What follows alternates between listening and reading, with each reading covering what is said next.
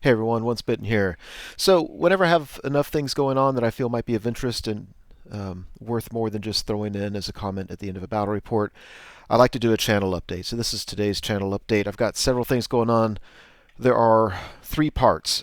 So, part one, Tabletop Miniature Solutions. I've talked about them before on my channel. They're a relatively new company that was created kind of as by the merger of several small companies over in Europe. They are actively supporting the Ninth Age. They are on this. Canadian is the guy's screen name. He's on the forum all the time. Well, he he said that he wanted to send me some sample models that I can do with as I please. It's kind of a promo for them, and I'm certainly always open for that. So he sent me a couple things, but one thing he sent me I am so excited about. He sent me a Kingdom of Equitaine model slash unit, which is basically a character on a hippogriff. It looks like that. Let's see. I'm just really digging this model. I like this so I am so excited to paint this. So there's the hippogriff. There's the knight character. I think what I'm going to do with this is going to be my next giveaway on the channel. I mean, especially because a model company gave it to me. I mean, I'm not ethically opposed to saying thanks and using it for my own. But at the same time, I thought this might be a good one to paint up and then give away to one of my supporters for the channel. And very similar to what I did with the orc character that was given to me by Shield Wolf Miniatures. Now, I think what's going to happen, though, is I'm going to turn around and buy this thing again from them so I can paint it and use it for myself. But that's okay. I'm looking forward to this. I've got a lot of hobbying stuff going on, and so I can't commit to when I'm going to get this painted and ready. Certainly, it won't be any sooner than 6 or 8 weeks from now. It may be longer than that. I just don't know. So, very, very excited about that. Basically, what I do is it's a new thing I'm doing where I take anybody who's donated to my channel either through Patreon or through my PayPal anytime in the last 6 months, put the name in the metaphorical hat, draw one out, and then I contact them and say, hey, do you really want this? And if so, then I just ship it to them. So it feels good for me, and hopefully people on the channel appreciate it.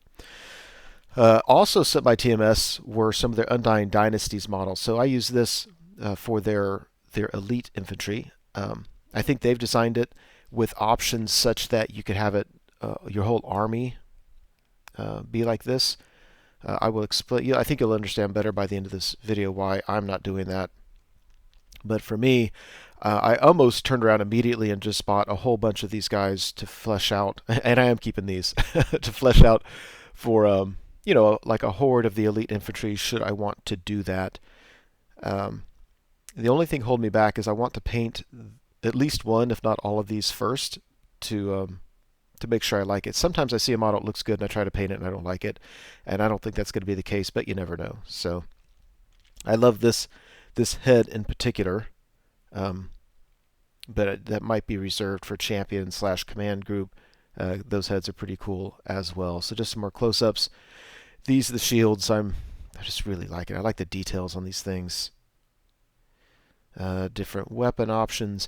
Am I concerned about not just these, but with really most companies, the way they do this is it's really hard for them to make options so that you can have a unit that's equipped with the same weapons, but at the same time doesn't have the exact same pose. And I don't know how to get around that because it reminds me of going back to the models that Games Workshop produced like in the 80s when they were they were static, but they were also just very mono pose, or at the most you might have 2 or 3 poses. And I think we've been spoiled since then where they've changed things up so that you can get a bunch of poses in with a unit. So one thing I might be doing is trying to figure out how I can create that diversity in the look of a big unit. So there's that. And let's see, so if you want some cavalry, there's that. I really don't know how. I need to see this horse painted because I don't know how to make that look. I'm not sure what it's trying to. I mean, I get a sense kind of where they're going, but my guess is whoever designed it might have better ideas than I do about what's trying, how you would paint something like this. Anyway, there's the command group. Very happy about that. Looks the champion, kind of a cool pose. Sorry for the blurry picture. The standard, I think, is pretty cool. Sometimes I'm tempted to create my own standards because I kind of like them just to be big and obnoxious. And this one is not big or obnoxious. It is kind of cool, though. And not sure what. Oh, this is, yeah. So he sent to me 2 characters in it. So this is one character with its various options. Very, very happy with that. And that one. So yeah, just really excited to get it. I don't know when I'm going to get around to painting them. I would like it to be soon, but as you can see, well, as you will see in the next few minutes, it's slightly problematic. So thank you to TMS for sending me that stuff. Um, yeah, it's I think it's a win-win because it's not enough for me to use just by itself. It's going to prompt me to go back and buy the rest of it, and yet I really, really appreciate what they gave me and the gesture and all that. So very excited, very, very excited about that. Which leads me to part 2, and that is Undying Dynasties. So if you watch the channel at all, you know I've just been uploading so many Beast Herds battle reports, and really I've been wanting to play my Undying Dynasties. The problem is it's just taken me so long to paint them. So I wanted to take you through kind of an update on my painting and talk about them just a little bit. So a while ago, I don't know if it's been a year yet or not, but a while ago, I had the opportunity to buy just a whole bunch of Games Workshop Tomb Kings models. The guy was getting rid of an army.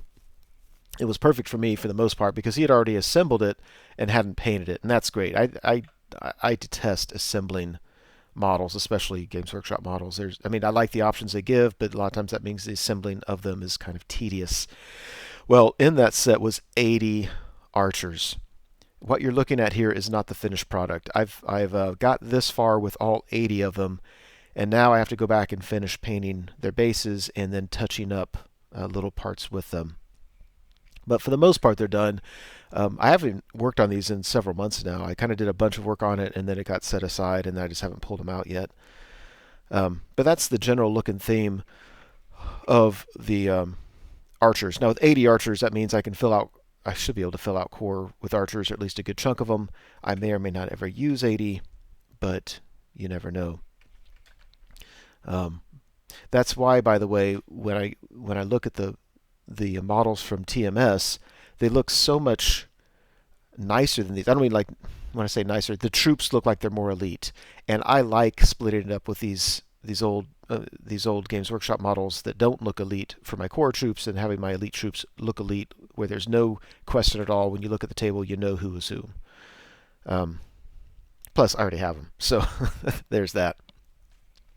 All right, so one reason I want to play Undying Dynasties is I like the options for models that are out there, and as much as I don't like Games Workshop rules writing, I do like their models. So I have several of these Battle Sphinxes. This one, when I went to Buckeye Battles, I went a day early and hung out with Vince Venturella, and he was giving me some painting tutorials. So this model, the way we did, I think on this one, he basically worked on one half of it and then gave it to me, and I did the same thing on the other half, and we went back and forth, and that's how we did the thing. And it's not done yet, as you can tell, but I think it's just beautiful. I think it's going to look just awesome on the table. And also while I was there, we did this one. I think this one was mostly Vince. I think I did most of the undercoating, and he did most of the kind of the marble design work that's on there. And it just looks really cool. And I think just the visual diversity between kind of that flaming red and then this kind of marble ivory kind of looking thing. And then this is one I painted. You've seen this one before. I painted this probably a year or two ago. So I've got 3 that are close enough to being done that if I got serious about it, I could finish them out fairly quickly. Also, among my collection is this. This was done by Rothan Studio several years ago. This is when I first started talking about wanting to do Tomb Kings, and geez, how embarrassing. It's probably been 3 or 4 years ago. I don't know. It's been a while. And he sent me this. I love it. It's just been sitting there. Now I guess the unit I would use this for would be the Colossus, which is kind of a shame because the Colossus is kind of a mix, as far as I can tell, between the old Hydro Titan and the old Bone Giant from Warhammer Fantasy. I mean, not that there's merging in the rules. I'm just saying because the Ninth Age didn't mimic those units exactly, the models that would have been used for them now could only be used for the Colossus, and those are 2 very, very different things. I actually have a Bones model that I bought for the Bone Giant. It looks nothing like this, of course. But this is visually stunning, I believe, so I like it. And then my new project, this is I've taken over our dining room table. Basically, I'm kit bashing the Mortis engine from Games Workshop, the Skaven Screaming Bell from Games Workshop, and then just a bunch of bits and pieces from Games Workshop Toon Kings bits that I have left over from the stuff I bought, yada yada yada. So basically, this is going to be the Arc of Ages, and I hope it turns out half as good as what I envision it. The painting on that from the Mortis engine stuff isn't done yet. There's not enough visual diversity there yet. I need to darken things up and lighten things up. But you can see where I'm going with that. I envision what I like about the bits from the Screaming Bell is they're kind of they're boat-ish shaped, and I kind of like that. And so it won't have the wheels on it. It'll kind of be being pulled in the air by the ethereal ghosts there that you see. And then on the base, I'm going to have those stairs leading up, and I'll have, probably one of the TMS characters standing up there. I have to figure out what I want to do for the arc itself, but this thing's going to end up being 8 inches tall, maybe 10. I don't know. It's going to be huge. I don't care. I'm just going to. I've been lately, with some work I did with my beast herds, I really kind of got spoiled having that centerpiece unit and how much it helps your painting score. I actually won some painting awards because of it. And it's just because it kind of surprised people. It looked different. And my goal is on these Undying Dynasties is just to take my time and make sure that when they actually do hit the table for a tournament, that it's visually stunning. And I think having this Arc of Ages, having the Colossus, having those 3 Battle Sphinxes, things like that, I think this will pop. I mean, I think it'll be an eye catcher, and that's as much as I can hope for. I mean, I'm a decent painter. There's certainly people that are just so much better than me. I can't score as high as I would like based purely on my technique. I'm okay. I'm not saying I'm awful, but there are people that can do amazing stuff, and so I'm kind of going towards, well, let's make sure that between modeling and painting we have stuff that just really catches the eye, and I'm excited about that. The downside is it's tough for me to do battle reports using my Undying Dynasties because everything's taking so long that, I mean, I played a game, my first game with them the other night, and most everything was proxied or just unpainted or just ugly, and that's just the way it is. So going back to this, one thing I've also decided to do, if you look at the base on this, and I'll put a link in the description, but basically I used to always buy those modifiable plastic movement tray sets that Games Workshop sold, and I'd buy those and I'd cut them up and build the trays that I want. And then however you flocked your unit, you would go back and flock that. Well, I didn't really like that anymore, and I think, one, it actually is kind of expensive once you buy all that. Two, it's kind of a lot of work, and when I'm trying to cut them and get them to the size I want, a lot of times they're slightly off, and then it bugs me forever whenever I see it. And what now I'm doing is I'm just buying these metal movement trays. You can contact this guy and say, I want these dimensions. So he's familiar with these square bases. So I can say, look, I want one that's going to fit 5 wide and 5 deep on a 20 mil base. Boom. He does that. I get a can of spray paint, paint them a color, and that's it. I mean, you really can't flock them and base them and do much more than that. I mean, I could take my airbrush and make that paint, swirl, make it a little more desert camouflage, and I might do something like that. But anyway, I'm liking these because they don't, when I pick units up, they don't bend like metal units, especially they don't bend like other ones do. I notice when I flock them, my beast herds, if you notice my battle reports, my movement trays are starting to get beat up. And with this one, with these, I've been using these for a while with a couple different armies. You might notice just here and there. But when they get beat up, usually just means they get scratched. And all I have to do if I want is just spray paint them real quick if those scratches bother me. So just a shout out to him. He gave me some free trays several years ago, which is what got me started on them. Now I pay him, I buy them for the same price everybody else does, and I'm a big fan. And I think they end up coming. He kind of has a pricing structure such that they come to about, I'm going to say $4.50 each, which we want to buy for a whole army can get a little pricey, but when I compare what I was spending anyway, it's pretty much what I was spending and just a lot less work. So kind of happy with that. All right, part 3. Change in channel content. I don't have any nice visuals to go with this. I've just been thinking lately about the channel. I mean, I had a lot of fun just putting out all those battle reports for Beast Herds. I think Beast Herds is, back in the day, Games Workshop always treated them with a lot less love than other armies. Therefore, a lot of very relatively few people played them, and I think it's hard to find battle report content online for them. So I was very happy to contribute to that book. As you know, I was part of the team that helped create the book. I felt it could be competitive, and I think I've shown that it can be competitive. I think the book has its weaknesses, and I think that's a good thing. I think every book should have weaknesses. I think designers that try to make their army foolproof need to play the game and not design the game.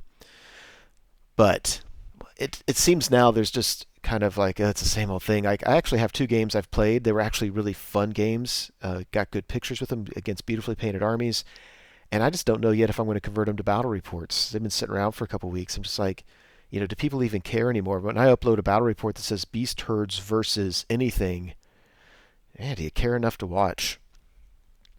So I might start, just pulling out while I'm painting my Undying Dynasties. I might start pulling out my Kingdom of Equitaine models, my Empire Sonstar models. Heck, I could actually play the Vampire Covenant and Warriors of the Dark Gods. I've got tons of models of each I could play. The problem is I'm not a good enough player that I can look at a rule book and say, this is the list I should play, and then play it well. I mean, if you've watched my channel for any length of time, usually what you'll notice is I start a new army, I don't do very well with it, and over time I kind of develop a type of list. I play variations of it, and I get good with that. So one idea, I might, just start playing a variety of armies. It hurts me a little bit for tournaments. I'm in a tournament probably on average every 2 months, and I'm going against people, if I want to be at the top tables, that play usually one army for an extended period of time and get really good at it. And so if I bounce around a lot, it kind of hurts me for that. Another idea is I could not upload the battle reports of my practice games and just let my channel have battle reports from tournaments.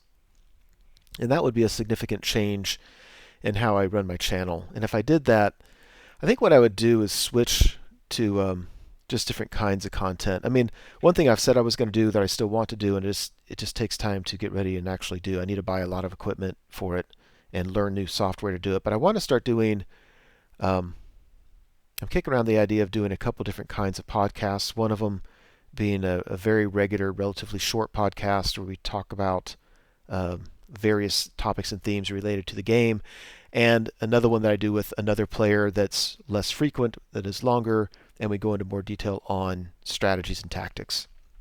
I would love to develop a Tactica series. I like the ones I've done. I just don't know if those just take so much work and thought and time that there's only so much I can do, so I need to decide what it is I want to do.